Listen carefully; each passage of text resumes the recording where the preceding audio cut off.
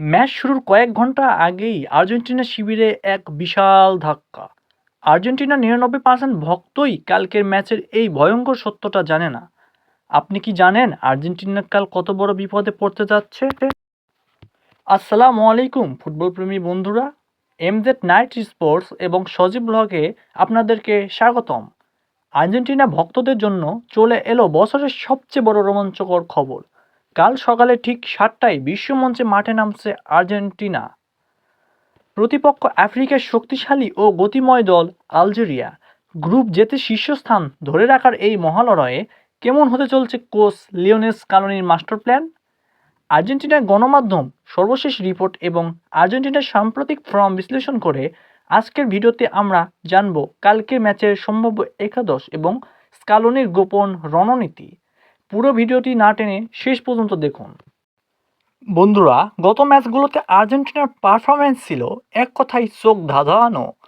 মাঝমাঠে দুর্দান্ত নিয়ন্ত্রণ এবং নিখুঁত পাসিং ফুটবল দিয়ে প্রতিপক্ষকে পুরো কোণঠাসা করে রেখেছে বিশ্ব চ্যাম্পিয়নরা। তবে আর্জেন্টিনার বিখ্যাত ক্রীড়া গণমাধ্যম টিওয়াইসি স্পোর্টস এবং ওলের সর্বশেষ রিপোর্ট অনুযায়ী আলজেরিয়ার শক্তি, শারীরিক ফুটবল এবং কাউন্টার অ্যাটাকিং গতিকে রুখে দিতে স্কালোনির তার একাদশে এবং কৌশলে কিছুটা পরিবর্তন আনতে পারে। আলজেরিয়ার ডিফেন্স লাইন ফাঁক-ফোকর তৈরি করতে আক্রমণ ভাগে গতির ওপর সবচেয়ে বেশি জোর দেওয়া হতে পারে বলে জানাচ্ছে গণমাধ্যমগুলো।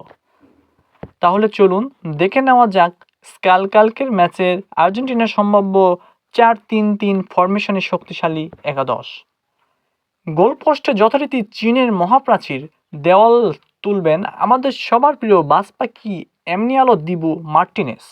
সাম্প্রতিক চোট কাটিয়ে আসা দিবু মার্টিনেসের এটি হতে যাচ্ছে আর্জেন্টিনা শিবিরের প্রত্যাবর্তন।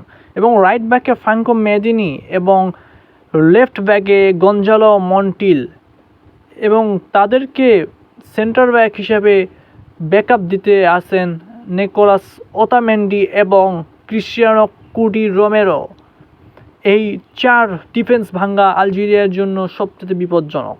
এবং মিডফিল্ডের ৩ ইঞ্জিনিয়ার খ্যাত রদ্রিগো দিপল, যাকে সবাই মেসির বডিগার্ড হিসেবে পরিচিত করে থাকেন, এবং এনজিও ফার্নান্দেস এবং অ্যালেক্সিস ম্যাকালিস্টার। এই ৩ মিডফিল্ডার আলজেরিয়ার রক্ষণভাগকে আটকে দিতে একেবারে প্রস্তুত। এবার আসা যাক অ্যাটাকিংয়ে।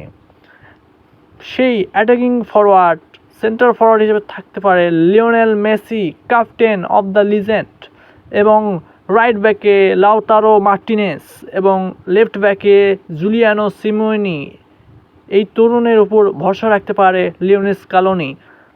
আর্জেন্টিনা এবং আলজেরিয়ার এই সম্ভাব্য একাদশ যদি সত্যি কালকে স্কালোনি মাঠে ব্যবহার করে থাকে, তাহলে নিঃসন্দেহে আর্জেন্টিনা একটি ভারসাম্যপূর্ণ স্কোয়াড তৈরি করে ফেলেছেন।